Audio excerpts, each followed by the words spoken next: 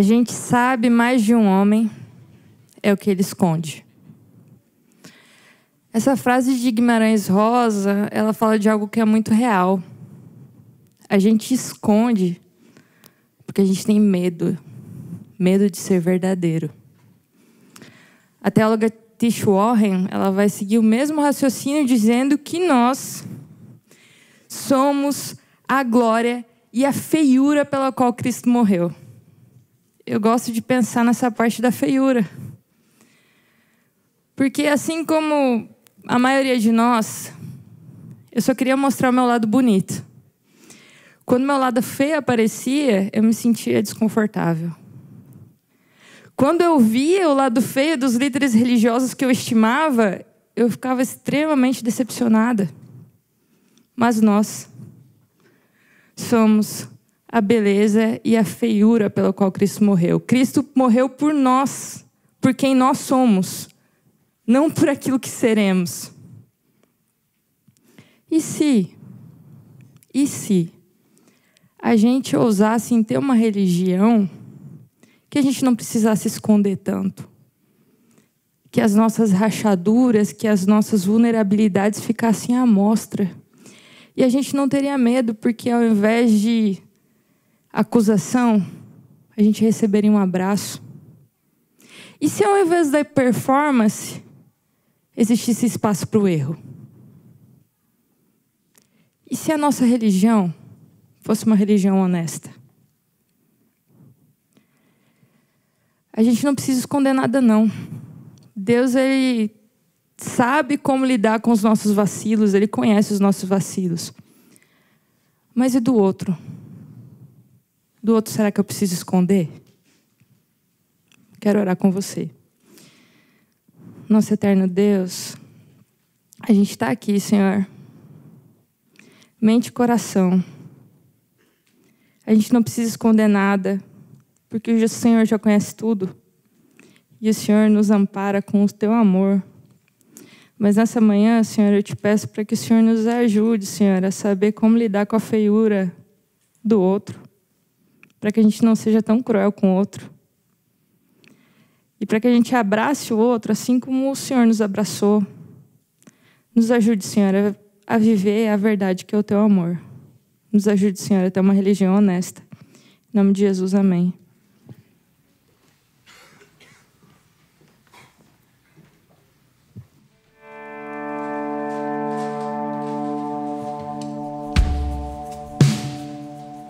O amor de Deus foi até as últimas consequências, por mim e por você. Esse é o amor de Deus, que deixa as 99 e vai até o seu encontro para trazer você de volta para casa, para guiar você de volta para o aprisco. Vamos todos nos colocar de pé e vamos louvar ao Senhor todos juntos nessa manhã. Antes de eu falar, tu cantavas sobre mim. Tu tens sido tão, tão bom pra mim. Antes de eu respirar, sopraste tua vida em mim. Senhor, é tão bom. Tu tens sido tão, tão bom pra mim. Oh, impressionante, infinito e ousado amor de Deus. Oh, que deixa as 99 só pra me encontrar.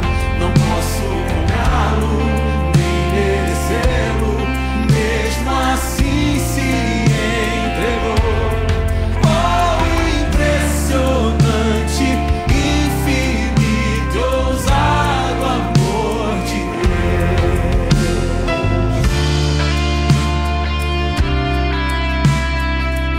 Antes, eu e você vivíamos como ovelhas desgarradas, éramos inimigos dele, mas em sua maravilhosa graça e amor ele nos reconciliou e nos trouxe de volta ao lar.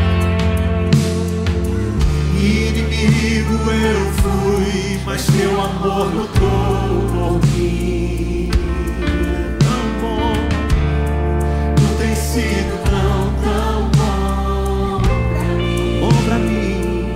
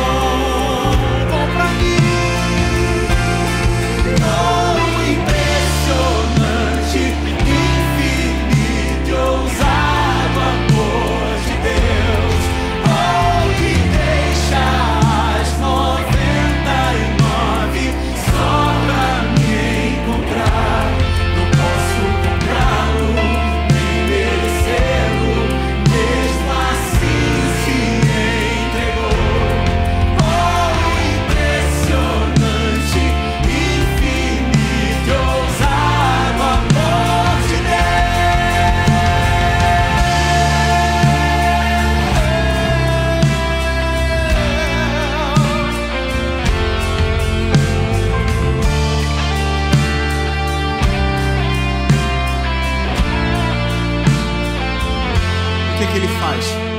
Ouça. Traz luz para as sombras, escala montanhas para me encontrar. Derruba muralhas, destrói as mentiras para me encontrar. Traz luz para as sombras, escala montanhas para me encontrar. Derruba muralhas, destrói as mentiras pra me encontrar. Ele faz. Traz luz para as sombras, escala montanhas pra me encontrar. Derruba muralhas, destrói as mentiras pra me encontrar. Traz luz para as sombras, escala montanhas pra me encontrar. Derruba muralhas, destrói as mentiras pra me encontrar. Impressionante, infinito, ousado amor de Deus.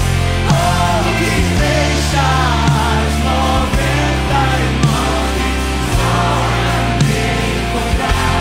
Não posso comprá-lo, nem merecê-lo, mesmo assim se entregou. Oh, impressionante, infinito, ousado amor de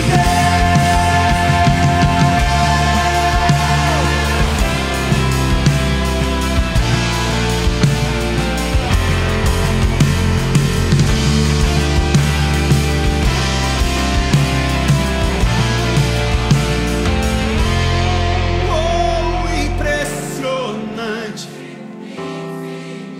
e ousado amor de Deus. Ele faz. Oh, que deixa as 99 só pra me encontrar. Não posso comprá-lo, nem merecê-lo, mesmo assim se entregou. Oh, impressionante, infinito e ousado amor de Deus. Esse homem.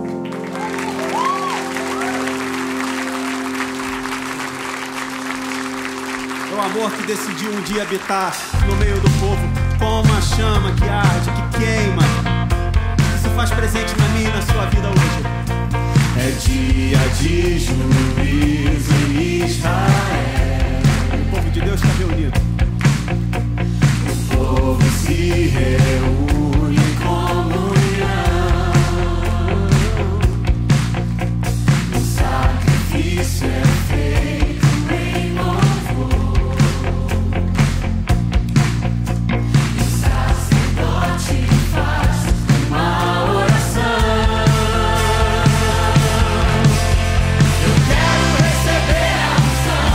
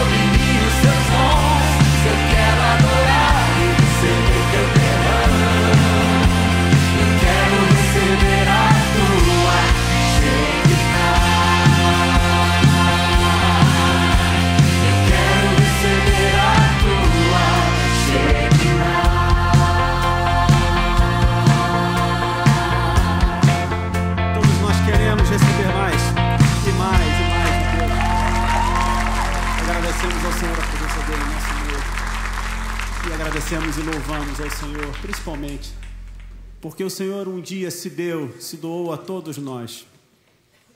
E o que Ele fez gratuitamente. Fez por mim e por você. E Ele nos ensinou que mais bem-aventurada coisa é dar do que receber. Mas todas as vezes que nós damos sem esperar nada em troca, ironicamente, muitas vezes recebemos muito mais daquilo que merecemos. Porque recebemos é das mãos de Deus, que é bom, que é generoso, é maravilhoso. Quanto mais pra gente se encontrar, sinto tanta falta do teu riso fácil. Há lugar pra gente se sentar, uma mesa farta, cheia de bondade. Quando eu te encontrar, preciso te dizer: sem você meus dias são desertos. Vem ao reino, ensina a te amar, me abraça em receber. Sem você meus dias são desertos. Vem ao reino. Tudo que eu mais quero é te ver de perto, dar e receber o teu amor. Veja, tudo que eu preciso é andar contigo, dar e receber o teu amor.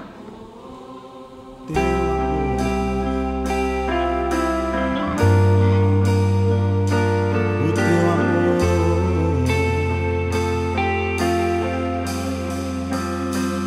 Quanto mais pra gente se encontrar, sinto tanta falta do teu riso fácil. Há um lugar pra todos nós. Há lugar pra gente se sentar, uma mesa farta, cheia de bondade.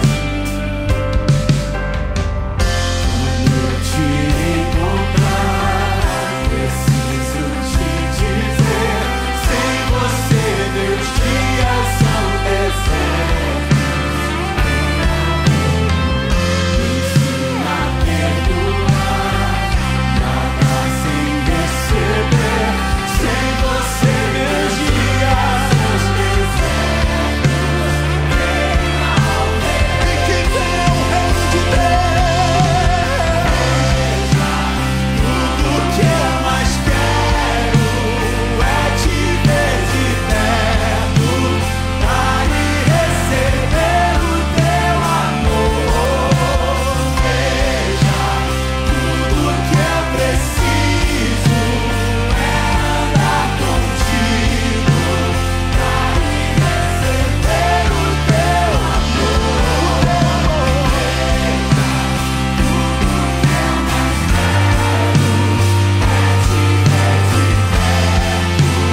Dar e receber o teu amor.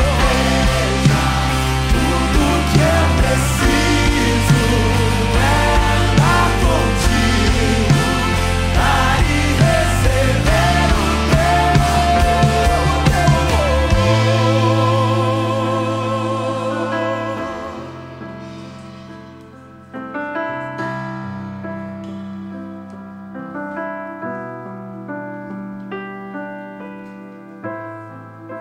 Um dia, a glória do Senhor encherá essa terra. Nós teremos o privilégio de, em carne e osso, vermos a sua glória face a face. Que meus olhos possam ver o teu reino encher a terra face a face.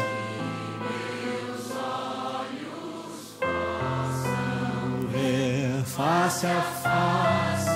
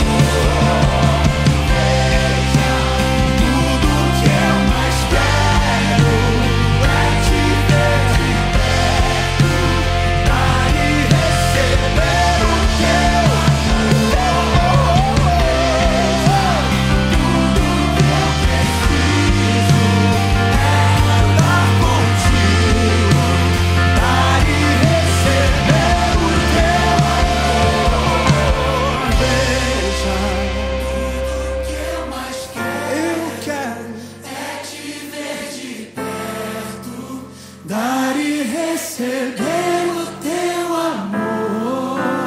Veja, tudo que eu preciso é andar contigo, dar e receber o teu amor. Ô Santa Igreja, Senhor. Veja, tudo que eu mais quero é te ver de perto, dar e receber o teu amor. Veja, tudo que eu preciso é andar contigo, dar e receber o teu amor.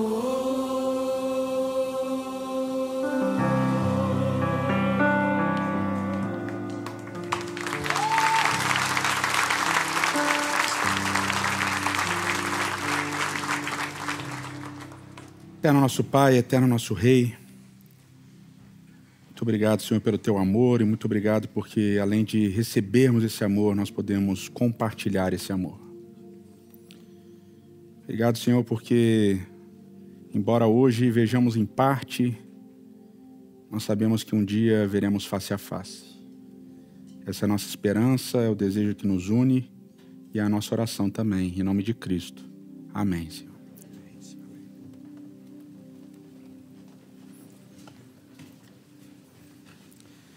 Bom dia, bom sábado, muito bom ter vocês aqui, receber vocês aqui e poder continuar a nossa série Exclusão e Abraço, uma série baseada livremente no livro do teólogo croata Miroslav Volf.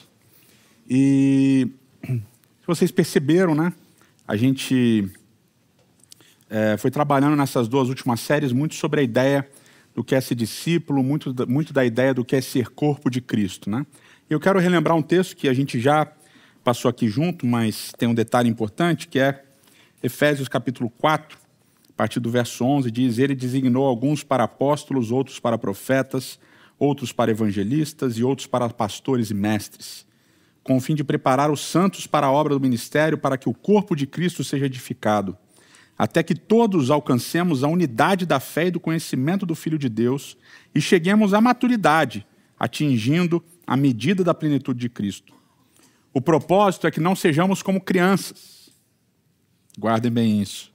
O propósito é que não sejamos mais como crianças, levados de um lado para o outro pelas ondas, nem jogados para cá e para lá por todo o vento de doutrina e pela astúcia e esperteza de homens que induzem ao erro. Antes, seguindo a verdade em amor, cresçamos em tudo naquele que é o cabeça, Cristo.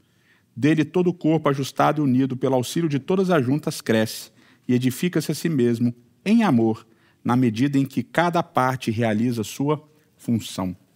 Então, a ideia é que nós somos um corpo, o corpo diverso, cada um com a sua parte, cada um com a sua função, todos cooperando juntos em uma direção, a direção do amadurecimento, a direção do crescimento, a direção que o cabeça que Cristo nos deu. E aqui tem uma frase, uma expressão, Efésios capítulo 4, verso 15, diz, aqui na nossa tradução, seguindo a verdade em amor.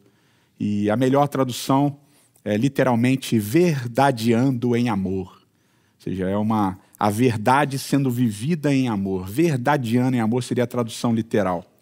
Então a ideia é que esse corpo de Cristo, que é distinto, diverso, ele é unido pela ideia do amor e ele vai crescendo nessa verdade que é o amor e amadurecendo, deixando de ser criança e amadurecendo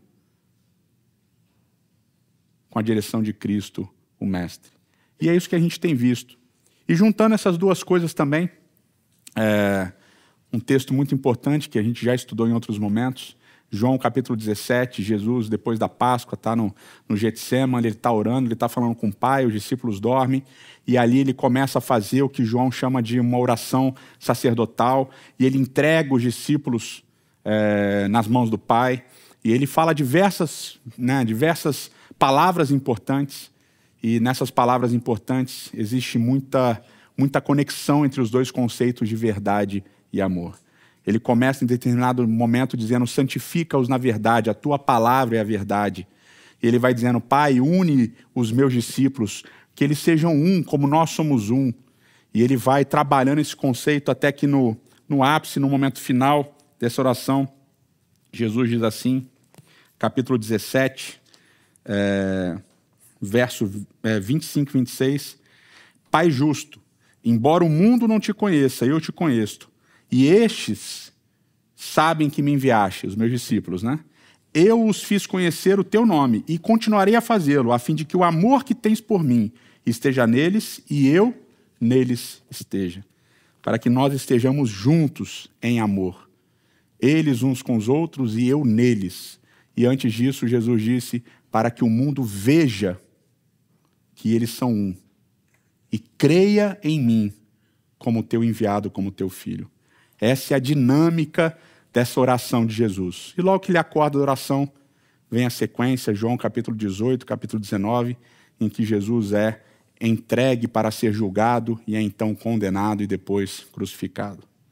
E é nessa sequência aqui que um monte de coisas vão se encontrando, inclusive essas duas ideias de verdade e amor, de viver, de seguir, de experimentar essa verdade em amor. Vocês lembram? Jesus está ali orando e no meio daquele momento de tensão, de tristeza, os discípulos dormindo, Judas ele chega com os soldados para prender Jesus. E vocês lembram que nesse contexto também Judas vendeu Jesus por 30 moedas. E alguns teólogos vão argumentar, por causa de uma série de passagens da tradição, que Judas ele tinha uma ideia na cabeça de que no momento determinado em que Jesus fosse acuado, em que alguma coisa muito, muito forte acontecesse, Judas tinha a impressão de que Jesus ia manifestar o seu poder, a sua glória, e aí ele ia realmente se tornar aquele rei dos judeus, aquele indivíduo libertador do Império Romano, que vários deles esperavam que Jesus fosse. Mas não é assim que acontece. Eles chegam com tochas, eles chegam com espadas, os discípulos estão ali, eles demoram um pouco a reagir, e aí eles perguntam quem é Jesus o Nazareno. Jesus responde, e a glória dele se manifesta, porque ele responde com uma frase que na tradição judaica, na tradição hebraica do Antigo Testamento é muito forte. Ele fala, eu sou, né? E a expressão eu sou é o próprio nome de Deus, e ele manifesta aquela sua glória, e os soldados caem por terra, todo mundo cai por terra, e quando eles levantam, eles repetem a pergunta, e Jesus diz, eu sou, já disse para vocês que sou eu, e tal. E ele é preso, e nesse momento que ele é preso, Pedro tira a espada, e Pedro desfere um golpe e acerta a orelha do indivíduo, do Malco, do soldado, e aí Jesus faz o milagre, cola a orelha de volta, e aí ele diz, Pedro, guarda a tua espada, não é assim que as coisas vão funcionar. Não é desse jeito que as coisas vão acontecer. E aí Jesus então é levado até o tribunal dos líderes religiosos para ser julgado. E uma série de coisas vai acontecer aqui e elas são importantes para a gente entender o contexto. Ali no capítulo 18, no verso 14, diz assim, Caifás era quem tinha dito aos judeus que seria bom que um homem morresse pelo povo, né? E essa frase precisa de uma explicação. Ao Jesus ser introduzido nesse tribunal, já havia um consenso de qual era o destino de Jesus. Lá no capítulo 11 do Evangelho de João, Jesus faz um milagre que é um milagre muito, muito impactante, muito forte para a comunidade judaica. Jesus ressuscita Lázaro e a notícia se espalha porque havia uma multidão, Lázaro era um cara conhecido, e aí muitos começam a crer em Jesus por causa do milagre da ressurreição de Lázaro. E aí os líderes se reúnem e os líderes falam, a gente precisa fazer alguma coisa, a gente não pode deixar isso continuar assim. E uma série de frases importantes são ditas ali, depois você pode ler em João capítulo 11. Eles se reúnem e falam assim, olha, muita gente está acreditando nesse cara, muita gente está dizendo que ele é o Messias, muita gente está dizendo que ele é o nosso rei. E se esse pessoal continuar acreditando nele, essa notícia vai se espalhar e a gente vai perder o nosso cargo. A gente vai perder a nossa posição. E pior ainda, se os romanos entenderem o que ele está pregando, que ele é o rei, etc., a gente vai perder a nossa nação também. E aí Caifás disse lá em João capítulo 11, ele diz assim, olha, é melhor que um só morra do que todo o povo. Então vamos matá-lo. Né? A decisão de matar Jesus ela já estava tomada. Ela já estava acontecendo. E a acusação é uma acusação simples, né?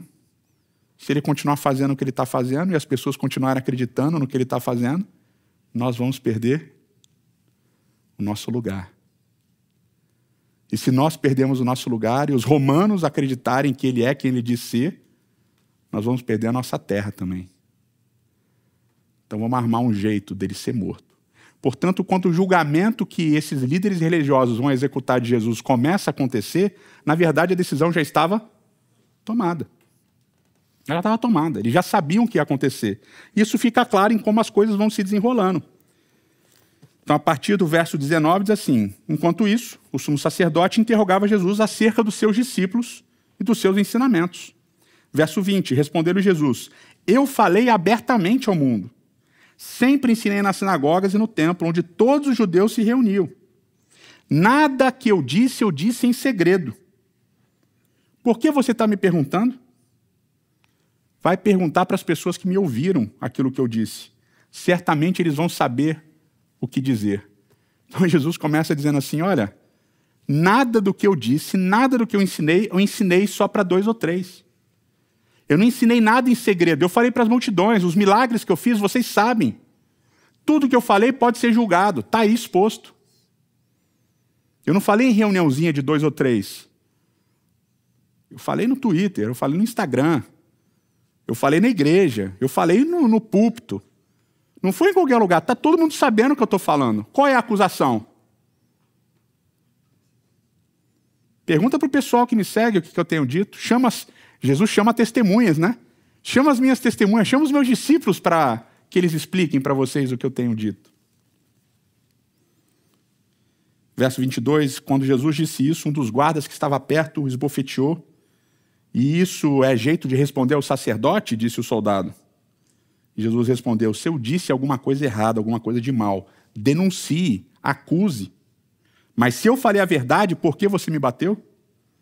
Então Anás enviou Jesus de mãos amarradas a Caifás, o sumo sacerdote. E é muito interessante, né? Pessoal, eu quero saber qual é a acusação. Do que eu estou sendo acusado? Se eu falei alguma coisa errada, diga o que eu falei errado e me condene pelo que eu falei errado. Agora, se eu estou dizendo a verdade, por que vocês estão me interrogando? Por que vocês estão me julgando? E na sequência, teve acusação? Não. Anás envia Jesus para Caifás. Ele passa o problema para outro. Não vai dar isso daqui, não vou conseguir resolver. Manda para Caifás. E a gente já sabe o que Caifás pensava. Na sequência desse julgamento, Caifás leva direto Jesus para frente de Pilatos, para o governo romano. Porque se a ideia deles era matar Jesus, eles sabiam que eles não poderiam matar, porque havia a lei romana, que só quem pode executar sentenças de morte eram os romanos. Então eles levam da casa de Caifás até onde estava Pilatos, no pretório. Já estava amanhecendo, tinha a Páscoa ia rolar, Jesus tinha acabado de celebrar, ia continuar. Pilatos sai para falar com eles e faz uma pergunta básica. Capítulo 18, verso 29. Que acusação vocês têm contra esse homem? Qual é a acusação que vocês têm contra esse homem? Uma pergunta objetiva e clara, né? Qual é a acusação que vocês têm contra esse homem? E qual é a resposta deles? Verso 30. Pilatos, você acha que a gente ia trazer aqui o cara se ele não fosse criminoso? Ele é culpado, Pilatos. É por isso que a gente está te trazendo ele. Confia na gente. Eles não respondem. Eles não dizem qual é a acusação. Pilatos, a gente ia te trazer um cara inocente? Pilatos, por favor, né, Pilatos? Confie em nós. Então Pilatos diz: bom, se já está certo que vocês sabem o que ele fez, e eu não preciso saber, leva eles e julga no tribunal de vocês. Verso 31. Aí vem a frase de Caifás: mas nós não temos o direito de executar ninguém. Pilatos, você não entendeu, não é só que a gente está acusando esse homem, a gente quer que ele morra. A gente só trouxe ele aqui porque a gente quer que ele morra, e nós não podemos matar, só quem pode matar é você, os romanos. Então você precisa fazer alguma coisa. Verso 33, então Pilatos resolveu levar Jesus e questioná-lo. E qual é a primeira pergunta que Pilatos faz? Você é o rei dos judeus? Jesus, você é o rei dos judeus? E Jesus responde classicamente. Como que Jesus responde? Com uma pergunta, né? Toda vez que Jesus tem essas perguntas, geralmente Jesus responde com outra pergunta. Jesus respondeu: querido Pilatos, essa pergunta é você que está fazendo ou as pessoas que te entregaram a mim? E qual a ironia dessa pergunta? Porque Jesus estava junto. Ele sabe que não tem acusação. Então agora Pilatos está, de uma certa maneira, inventando uma acusação. E Jesus quer saber: Pilatos, essa opinião, essa acusação de que eu sou o rei dos judeus, é sua ou é das pessoas que me trouxeram até você? De onde é que vem essa pergunta, Pilatos? E aí Pilatos foge da resposta, ele diz: eu não sou judeu, eu sei lá o que está fazendo, o que vocês estão fazendo aí. Esse pessoal, esses sacerdotes aí trouxeram você até mim, eu tenho que resolver esse problema agora. Jesus continua: o meu reino, Pilatos, não é desse mundo. Se fosse desse mundo, os meus servos lutariam para impedir que os líderes religiosos me entregassem e me prendessem. Mas eu repito, Pilatos, o meu reino não é daqui. Olha que interessante a resposta de Jesus. Ok, você não quer me dizer de quem veio a pergunta? Você não quer me dizer de quem é essa acusação de que eu sou rei? Então eu vou te ajudar. Eu sou rei. Mas o meu reino, Pilatos, não é desse mundo. O meu reino não é daqui. Eu não luto com as mesmas armas que você luta. Eu não almejo o poder da mesma maneira que você almeja, que os outros líderes religiosos almejam. O meu reino é diferente. Não está na mesma lógica. Aliás, se tivesse na mesma lógica, os meus discípulos teriam sacado as suas espadas e teriam me defendido. E teriam lutado por mim, e muito provavelmente eu não estaria aqui preso agora. E eu já teria começado uma insurreição, uma revolução, e teria um exército armado para lutar contra os judeus, para lutar contra você, para instalar o reino, o meu reino. Mas o meu reino não é daqui. Então eu mandei o meu discípulo guardar a sua espada. Eu não trabalho na mesma lógica que vocês trabalham. Meu reino não é desse mundo. Meu reino não trabalha na lógica da violência. E aí então Pilatos diz: então você é rei, Jesus. Então chegamos à conclusão, você é rei. E Jesus disse: tu dizes. Tu dizes. Mas de fato foi para isso que eu nasci, e de fato foi para isso que eu vim ao mundo, para testemunhar da verdade. E todos os que são da verdade me ouvem. Pilatos, a minha missão é testemunhar da verdade. A minha missão é testemunhar da verdade. O meu reino não é desse mundo e a minha missão é testemunhar da verdade. Eu vim para isso. Para isso eu fui enviado. Para isso eu estou aqui. Não trabalho nessa lógica de vocês.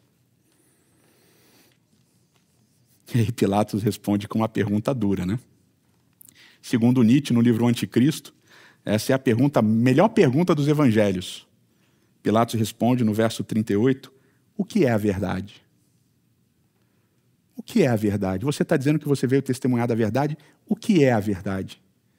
E aí, Pilatos nem espera a resposta de Jesus, ele simplesmente sai e vai falar com a galera lá fora.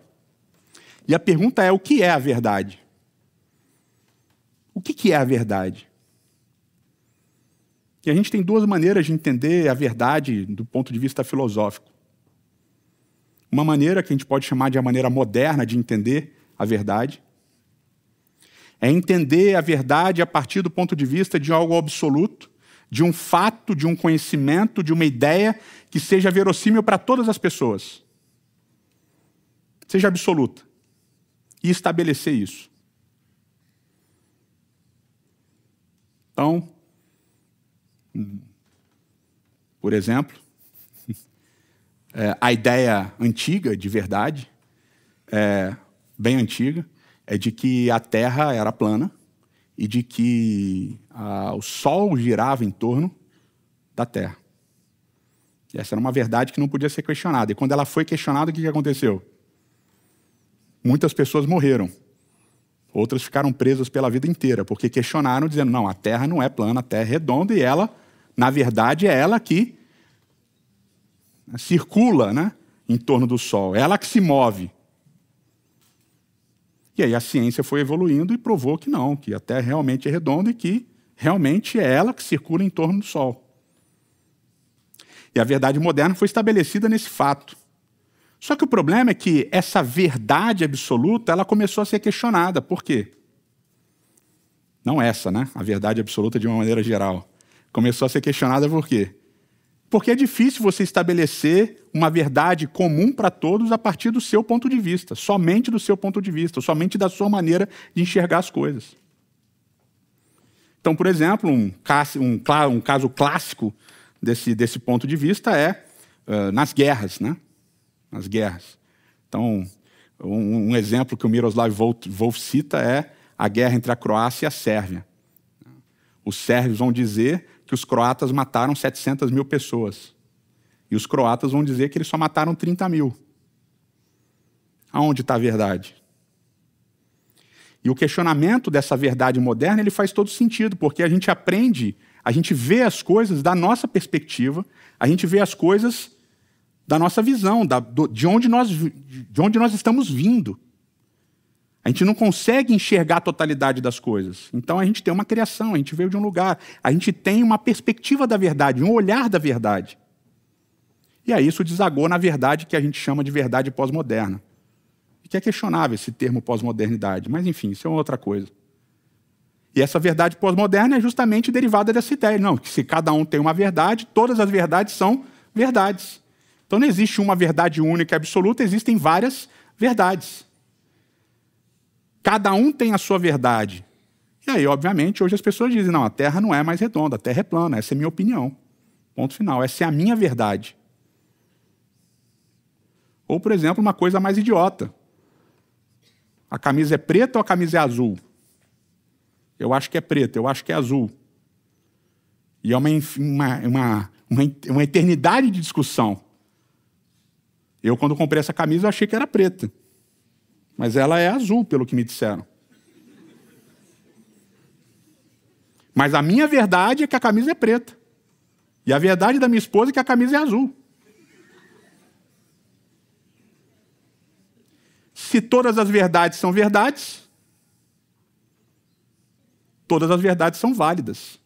E a verdade deixa de ser alguma coisa objetiva e passa a ser completamente subjetiva e relativa. Isso gera um problema. Qual é o grande problema disso? A verdade de quem bate e a verdade de quem apanha são duas verdades. E você vai ter que viver com essas duas verdades. Porque quem bateu acha que tem razão. E quem apanhou acha que foi injustiçado. E essas duas verdades vão eternamente ficar como? Se chocando, se batendo. E agora quem apanhou, já que não consegue demonstrar que a verdade de quem bateu é equivocada, vai fazer o quê? Vai devolver o tapa, vai devolver o soco, vai devolver a agressão, vai devolver o quê? A violência. Se a minha verdade não consegue se impor objetivamente, ela vai se impor a partir da minha violência de reação. E as verdades vão viver em choque, porque se todas as verdades são verdades, então eu posso impor a minha verdade sobre os outros também. E vira um ciclo eterno de violência. E é por isso que o Miroslav Volf ele propõe uma outra alternativa, a alternativa da visão dupla. E eu achei muito interessante, a gente já falou sobre isso aqui em outros momentos. Na verdade, em 2020, no sermão que eu fiz, eu falei sobre isso. E muitos de vocês escutaram. Qual é o processo da visão dupla? Eu vou contar uma historinha que vocês já ouviram de mim também, chamada A Lanterna de Quatro Cores, um conto judaico. Vocês conhecem essa história, provavelmente com os monges tibetanos apalpando um elefante. Ah, lembra? Os monges tibetanos apalpando um elefante, um diz, o elefante é uma tromba, o elefante é uma perna, o elefante é um rabinho e tal, papapá. Lembra disso? A lanterna de quatro cores funciona assim. Uma cadelinha, uma cachorrinha, tem 4 filhotes. Esses 4 filhotes ficam sozinhos, porque ela tem que sair para caçar. O dia vai anoitecendo. A lanterna se compadece, a vela se compadece daqueles cachorrinhos e fala, eu vou me acender e vou iluminar a sala para os cachorrinhos poderem procurar água, poderem procurar uma comida, poderem se aquecer. Só que a minha luz é muito forte. Lanterna, me cubra para que os cachorrinhos não fiquem cegos quando abrirem os olhinhos. E aí a vela se acende, a lanterna cobre a vela, e aí os cachorrinhos começam a abrir os seus olhos. E aí o primeiro diz, bendita seja a luz que me esquenta e que eu consigo ver e tal. Bendita seja a luz porque ela é verde. Aí o segundo cachorrinho diz, não. Bendito seja a luz, mas a luz é azul. Aí o outro, não, bendito seja a luz, mas ela é verde. Aí o outro, não, bendito seja a luz, mas ela é vermelha. E aí eles começam a brigar e se matam. Eu gosto sempre de concluir assim, porque fica traumático, né? Aí vocês nunca esquecem essa história. Aí a cachorrinha volta, a mãe volta, encontra 3 filhotinhos mortos e um quase morrendo e pergunta, o que aconteceu aqui? Esses meus irmãos, esses idiotas, esses imbecis, ignorantes, um disse que a luz era amarela, outro disse que a luz era vermelha, outro disse que a luz era azul, mas a luz era verde e morre. Duplo trauma, ficou bom. Qual é a questão aqui? Eles 4 estão vendo a verdade a partir da sua perspectiva, é uma perspectiva válida. Um cachorrinho realmente enxerga a luz azul, o outro cachorrinho realmente enxerga a luz verde, o outro amarela, vermelha, assim por diante. Eles realmente enxergam aquilo. O que falta para eles? Um distanciamento de si mesmos. Nós todos aprendemos a enxergar o mundo a partir de uma lente, de um óculos que a gente usa, que é a nossa criação, que são os livros que a gente leu, que são as pessoas que a gente conheceu, as viagens que a gente fez, os filmes que a gente viu, a criação que os nossos pais receberam, a cultura onde a gente foi criado, o país, a cidade, etc. e tal. Todos nós temos lentes com as quais nós enxergamos o mundo. E nós achamos que essas lentes são a verdade, mas elas não são a verdade. Elas são uma parcela, uma parte, uma perspectiva da verdade. O que é a visão dupla, então? Eu preciso entender quais são as minhas lentes e de uma maneira, uma tentativa, de uma maneira altruísta, eu preciso me afastar das minhas lentes e tentar enxergar as lentes que o outro usa. Isso é a visão dupla. Eu preciso entender que a minha lente não é o resumo de tudo, que a minha opinião não é a verdade absoluta.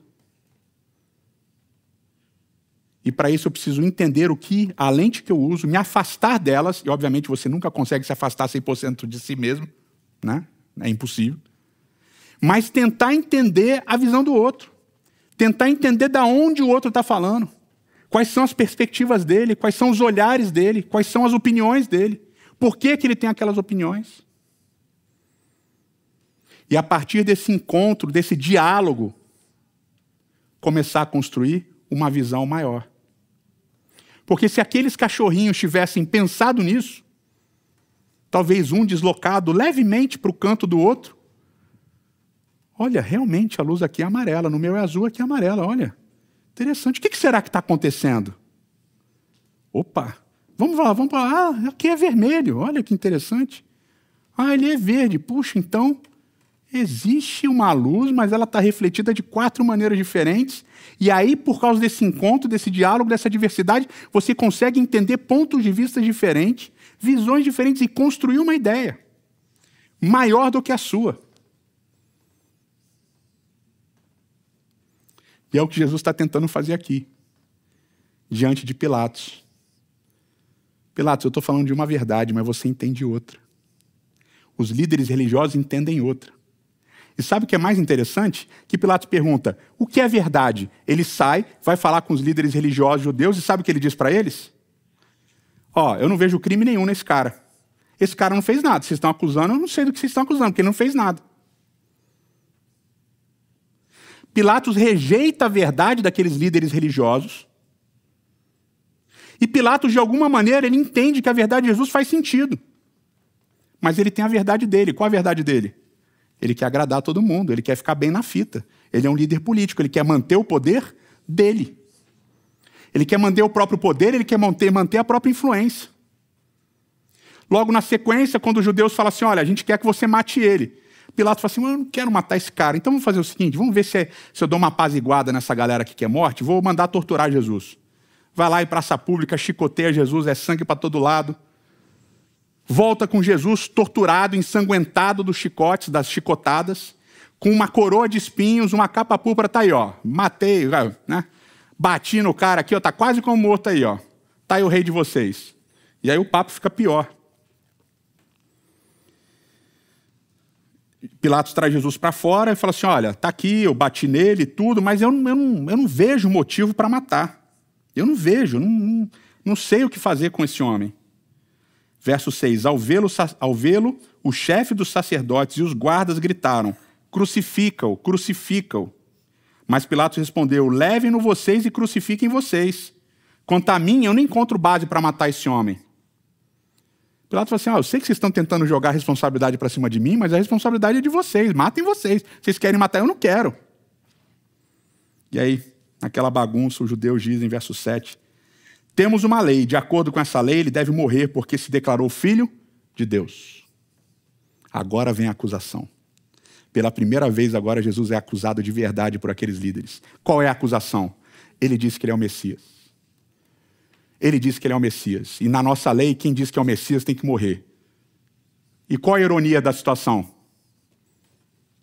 Que eles esperavam o Messias. Eles estavam esperando o Messias. E agora eles querem matar um indivíduo porque diz que era o Messias. Mas eles não querem matar eles querem que os romanos matem. Aí Pilatos ouve isso e fica amedrontado. Ele volta para dentro do palácio e fala com Jesus de novo. Jesus, de onde você vem? Mas Jesus não responde. Então Pilatos diz, você precisa falar comigo. Eu sou o cara que tem o poder, a autoridade para decidir se você vive ou morre. Aí Jesus responde, Pilatos, você não teria autoridade nenhuma sobre mim, se ela não fosse te dada de cima.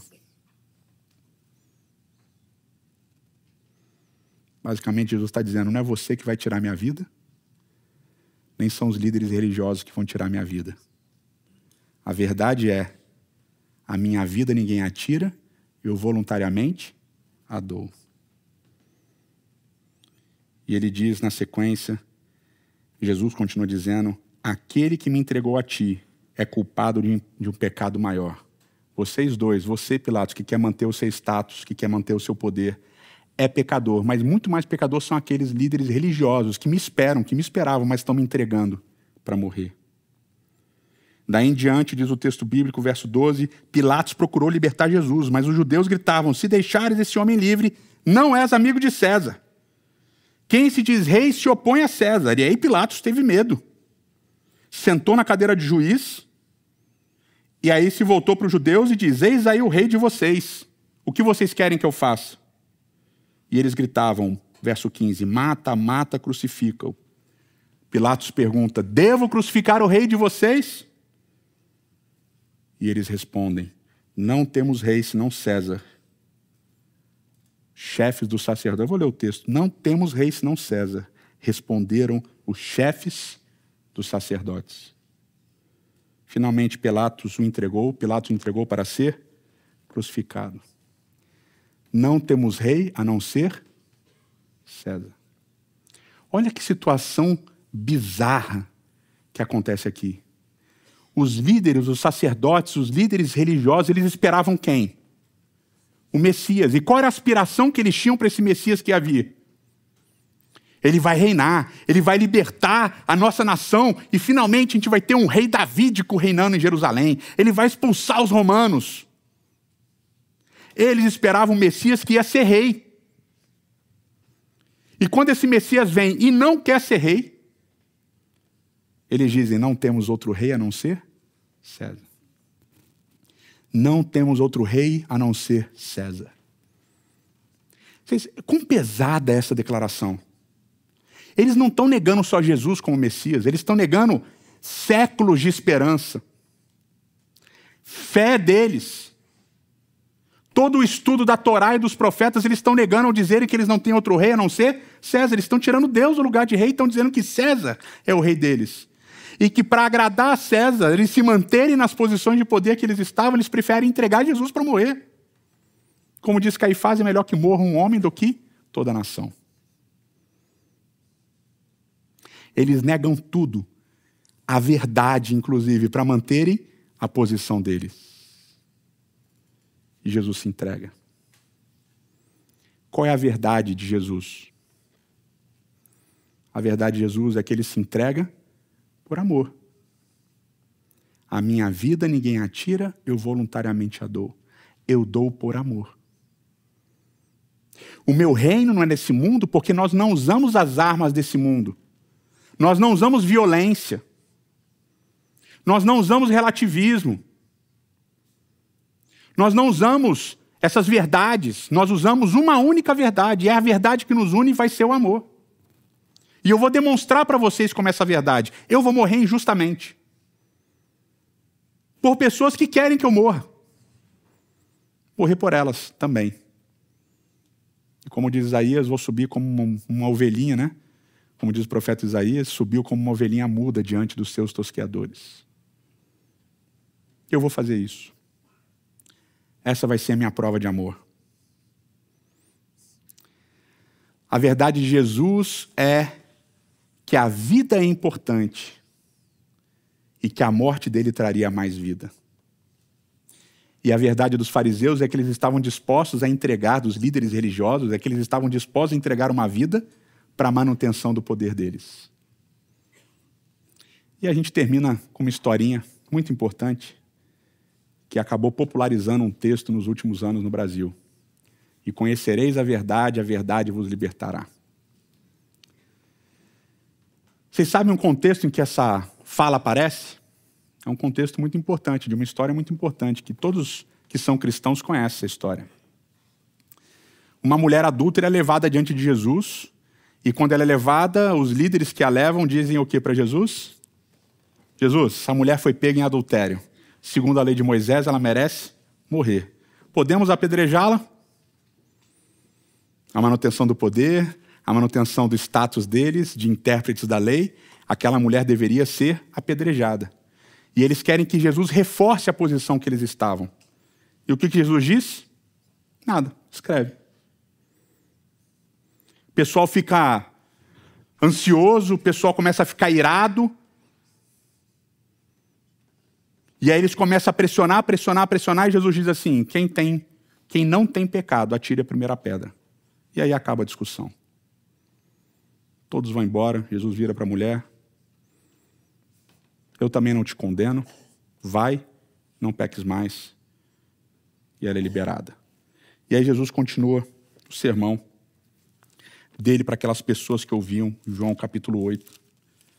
E é nesse contexto que vai aparecer a frase. Ele diz assim, verso 28, quando vocês levantarem o Filho do Homem, saberão que eu sou, e nada faço de mim mesmo, mas falo exatamente o que o Pai me ensinou. Aquele que me enviou está comigo, e ele não me deixou sozinho, pois sempre faço o que lhe agrada. E tendo dito isso, as pessoas creram nele. Disse Jesus ainda mais aos que haviam crido nele, se vocês permanecerem firmes na minha palavra, a palavra de Deus é a verdade, verdadeiramente serão meus discípulos e conhecerão a verdade, e a verdade vos libertará. Se vocês permanecerem em mim, quando eu morrer, porque o Filho do Homem vai ser levantado, e quando ele for levantado, se vocês permanecerem em mim, então a verdade vai libertar vocês. O fato é, hoje, nós não entendemos tudo.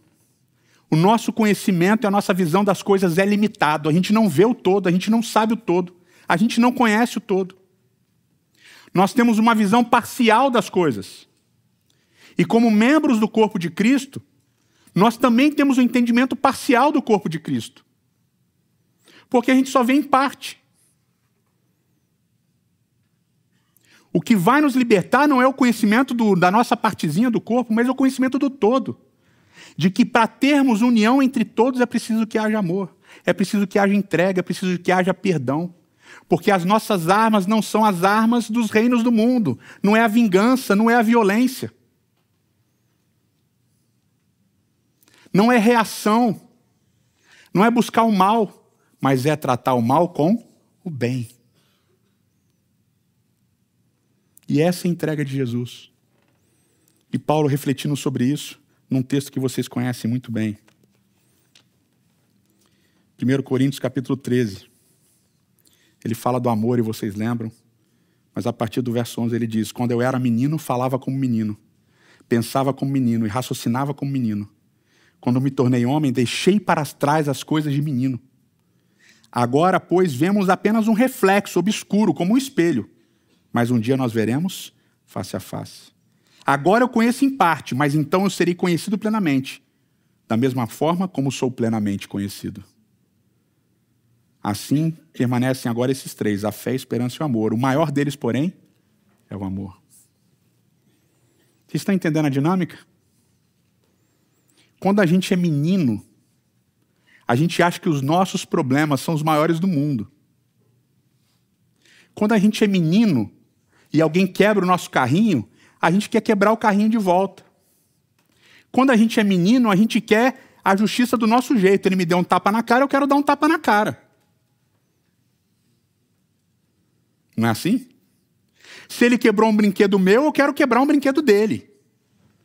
Quando a gente é menino, a gente acha que a nossa casa é o centro do universo. Que os nossos pais são os heróis do mundo. Quando a gente é menino, a gente vê em parte. Quando a gente entra no corpo de Cristo, a gente vê em parte. Mas nós precisamos amadurecer, a gente precisa crescer, a gente precisa ser livre das coisas de menino. E quando é que a gente vai ser livre das coisas de menino? Quando o amor de Cristo for o nosso amor também. Quando a ordem, quem quer vir após mim, tome a sua cruz e siga-me, for a nossa ordem de obediência também. Quando a gente entender que o amor é também entrega, é sofrer injustiça. E é devolver amor. E não vai ser fácil. Mas a gente vê em parte e nós precisamos ver face a face. A gente conhece em parte. Mas a verdade plena é esse amor de Cristo. E é isso que a gente precisa buscar. Eterno nosso Pai, eterno nosso Rei. Que exemplo Cristo nos deixou. Na nossa vida, no chão da nossa vida, nas nossas lutas, na nossa jornada, a gente não entende muita coisa. Nosso conhecimento, não só das coisas da nossa vida é limitado, mas como das tuas coisas, das coisas divinas, também é muito limitado. A gente não entende por que coisas boas acontecem a pessoas ruins e coisas ruins acontecem a pessoas boas. A gente não entende porque muitas vezes a gente sofre injustamente. A gente não entende um monte de coisa que cerca a gente, porque certas doenças, porque certas situações, a gente não entende. Mas, Senhor, que a despeito disso, a gente possa entender o Teu amor por nós e buscarmos esse amor para que essa visão de menino, essa visão limitada, possa crescer e amadurecer até que Cristo volte a essa terra. Te pedimos isso em nome dEle. Amém.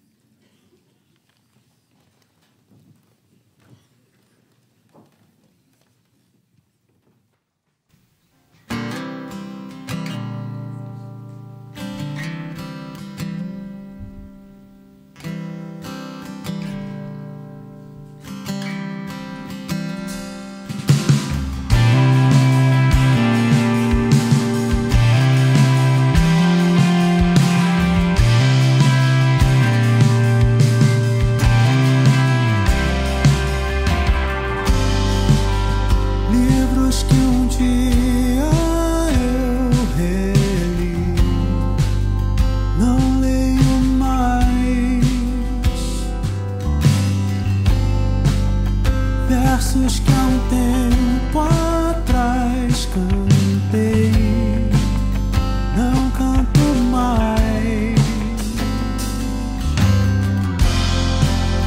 Falsas verdades que aprendi, deixo na infância. E a liberdade que há em mim trago na mala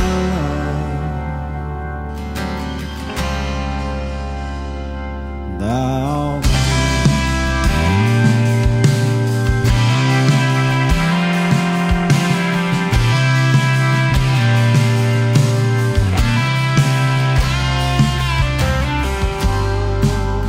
Hoje não ando sem saber qual é o destino de andar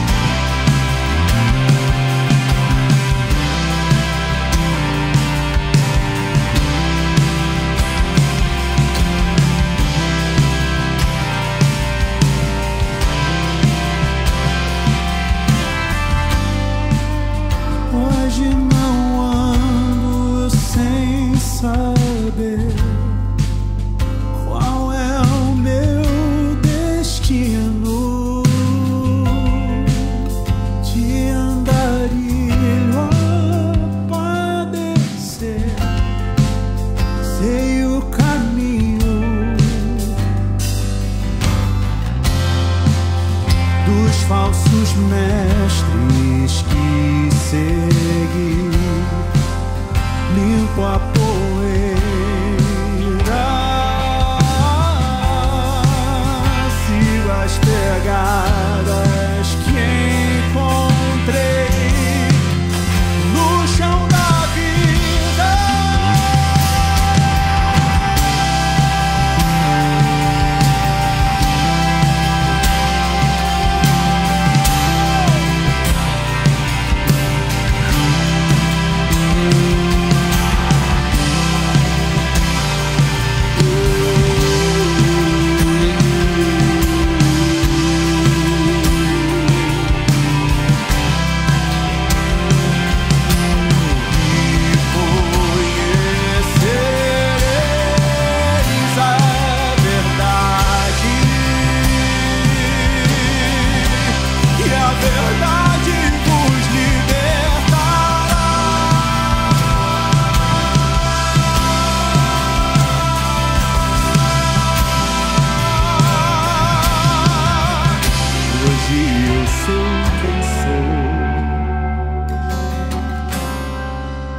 Pra onde vou?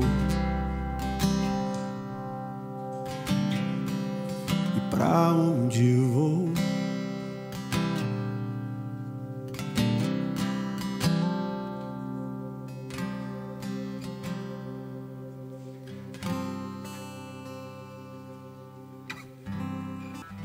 Que o Senhor te abençoe e te guarde, que o Senhor faça brilhar o seu rosto sobre ti e tenha misericórdia de ti.